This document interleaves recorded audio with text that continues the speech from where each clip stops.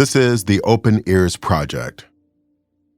When I hear these opening chords, I'm in the bedroom of my house in Louisville, Kentucky. I'm 14 years old.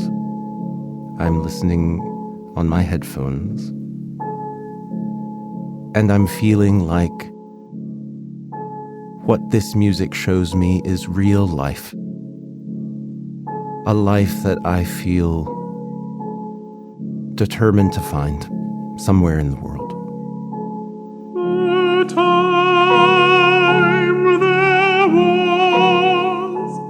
My name is Garth Greenwell. I'm an American novelist, and I've chosen music by the 20th century English composer Benjamin Britten.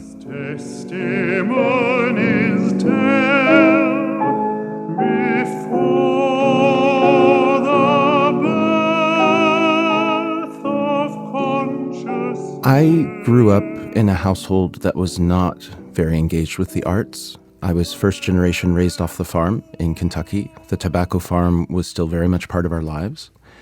The rhythms of the farm felt like my life. At the same time, my father, it was so important to him that he had escaped that world. My father had a very brutal childhood. He wouldn't talk about it often. I know that it was dirt poor. I know that he lived exposed to violence. It was crucial to him that he had become something that felt to him bigger than his childhood. He was the first person in his family to go to college. He became an attorney. And then he wanted to flaunt that. And part of flaunting that was the fact that his children had not grown up on the farm. It was so important to him that we sounded different. I remember after the summers when my brother and sister and I would come back and we would have country accents because we had been hanging out with our cousins. And the rage my father would feel when he heard us say ain't. There was a kind of ferocity I didn't understand. And the only time I heard my father's childhood voice, his accent, was when he was enraged. It was actually how I knew he was enraged, because he would speak with his country voice, not with the sort of refined voice he had adopted through his education.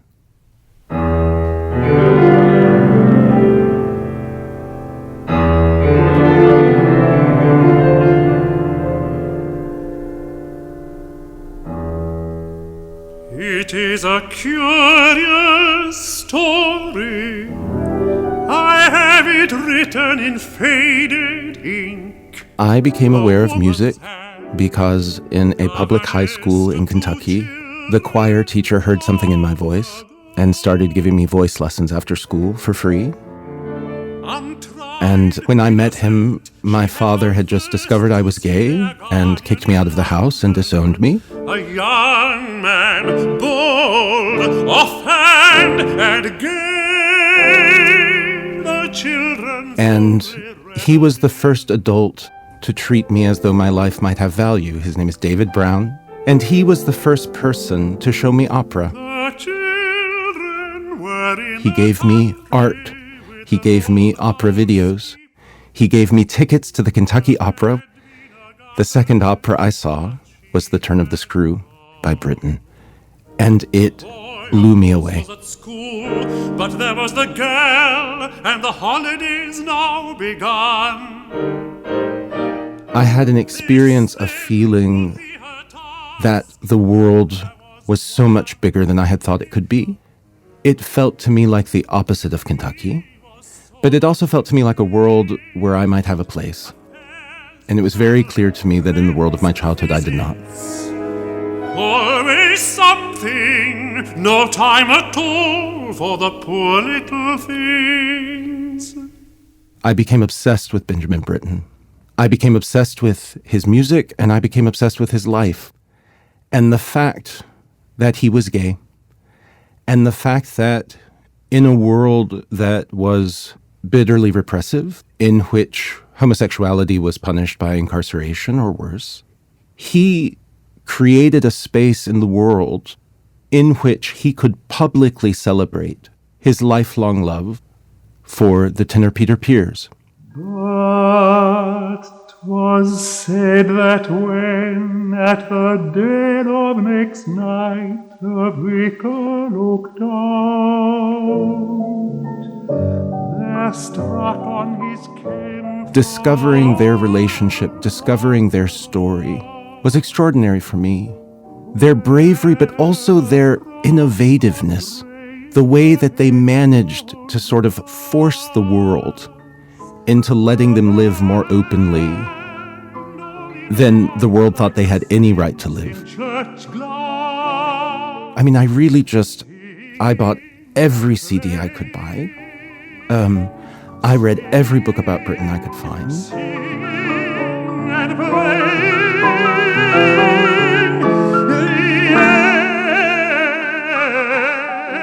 Listening to the recordings between him and Peter Pears was for me really my first experience of the possibility of queer love. And then in Britten's own music, I think Britten's music is really the most astonishing act of love I know. Such the tenor man told when he had grown old. Peter Pears has a voice that is not the kind of voice that is usually praised in opera. He often sings a little under the pitch. He has a wobble. It sounds strained. Britten's music is, to me, the ideal act of love because what it does, it constructs a world in which what seem like flaws become sources of beauty. Britten's music is a world in which his beloved is beautiful. And so you hear how the world he makes doesn't just accommodate, doesn't just set off in a way that makes it shine, but also does something more. You know, when you listen to Pears sing it, you hear music that is at once accommodating his limitations and also challenging him beyond them.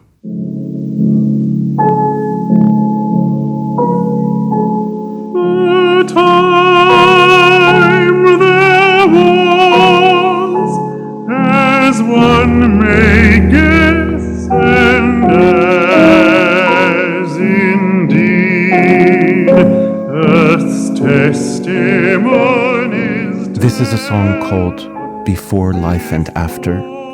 It's the last movement of the cycle Winter Words, in which Britten sets poems by Thomas Hardy.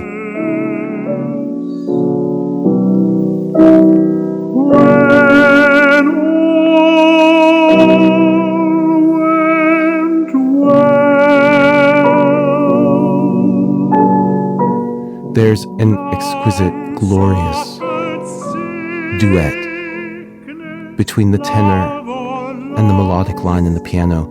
I think one reason I wanted to listen to this song again and again and again is because it does sound to me like a love song, even though there's only one voice. But the piano is a voice, and it's so beautifully counterpointed. None cared whatever crash or cross.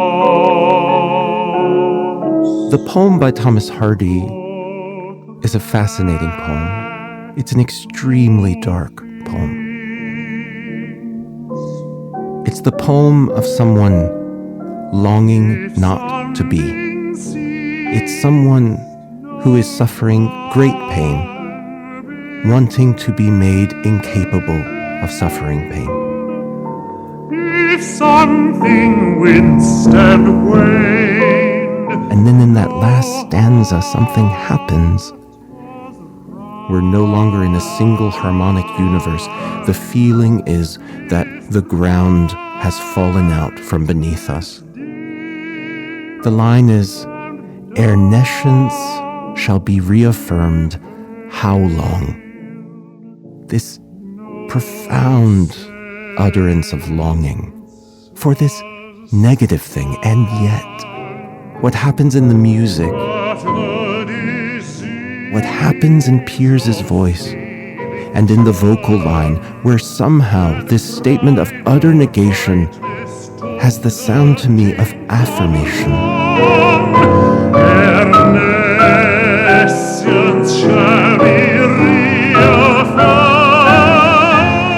As Pears sings, "How long, how long, how long?"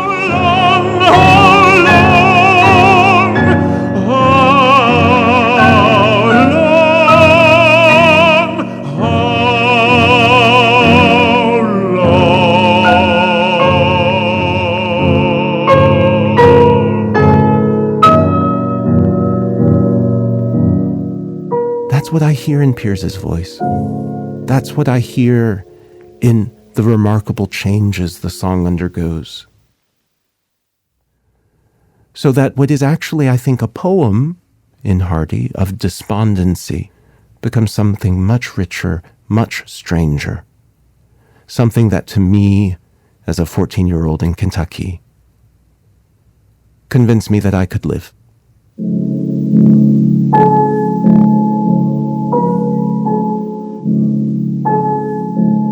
My father found out I was gay because my stepmother opened a letter. I was the kind of kid who had pen pals because I didn't have friends. I had just begun to realize that I was queer, or I had just begun to put that into words. And to one of these pen pals, I wrote something along those lines. I think I might be gay. When my stepmother finally decided to push that to its crisis, my father was out of town. He was in New York on a business trip. My stepmother and I, for a totally unrelated reason, had a big fight, and she kicked me out of the house and told me to go to my mother's house. And so I called my father, and I said, "Tell her to let me back into the house."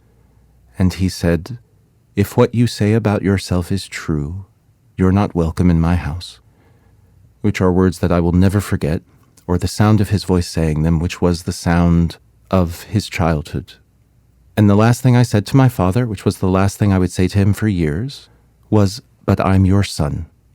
And he said in that country voice, "The hell you are." And he said, "If I had known you were going to be a faggot, you would never have been born." To turn from that sound to this sound, to the sound of Pears and Britten.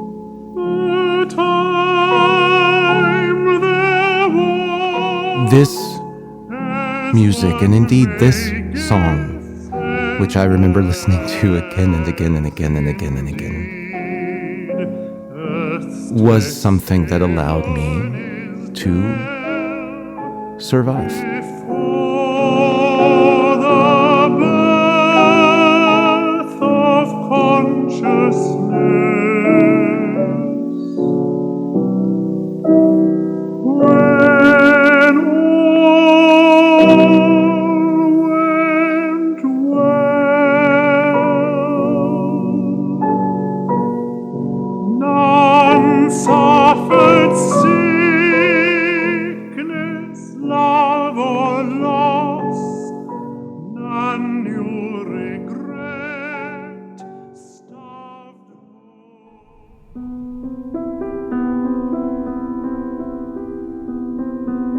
Writer Garth Greenwell on vocal music by Benjamin Britten as performed by Britten's partner, Pears.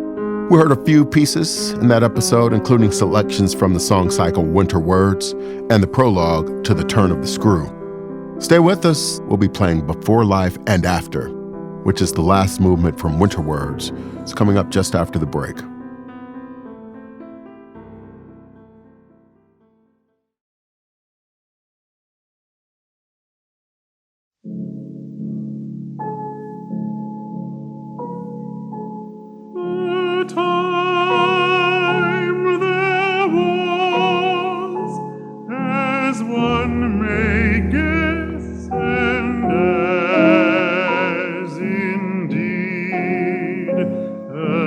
Yes.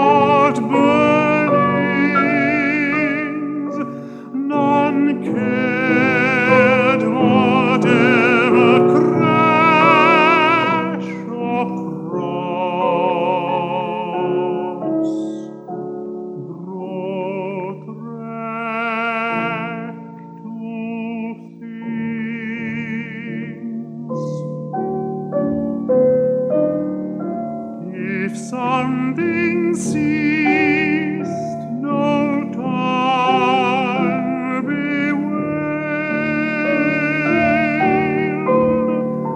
If something winced and waned, no heart was run. If brightness dimmed and dark prevailed, no sense was stung, but the disease of feeling germed, and primal rightness took the tinct of wrong. Ere nescience shall be reaffirmed. How long, how long, how long,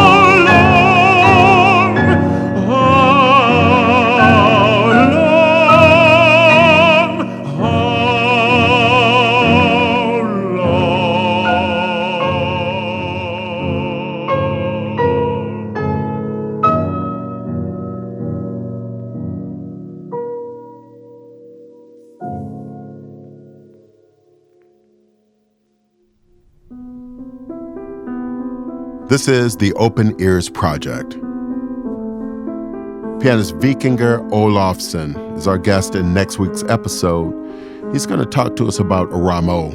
So this is the piece that sort of changed my life a little bit, and it led me to really go into this kind of Rameau period where I just basically learned more or less every single piece that he wrote for the keyboard. I mean, nothing in the world sounds like this music. The Open Ears Project was conceived and created by Clemency Burton Hill. I'm Terrence McKnight, and I'm so pleased to present Season 2 of this podcast to you. If you like what you hear, please leave us a rating and a review on your favorite podcast platform. And if you've got a story about a piece of classical music, we want to know. Email us at openears@wqxr.org. You can also head to our website, wqxr.org, to check out our other podcast about classical music and playlists for this and past season. Season 2 of the Open Ears Project was produced by Clemency Burton Hill and Rosa Gallen. Our technical director is Sapir Rosenblatt, and our project manager is Natalia Ramirez. Elizabeth Nonamaker is the executive producer of podcasts at WQXR, and Ed Yim is our chief content officer. I'm Terrence McKnight. Thanks so much for listening.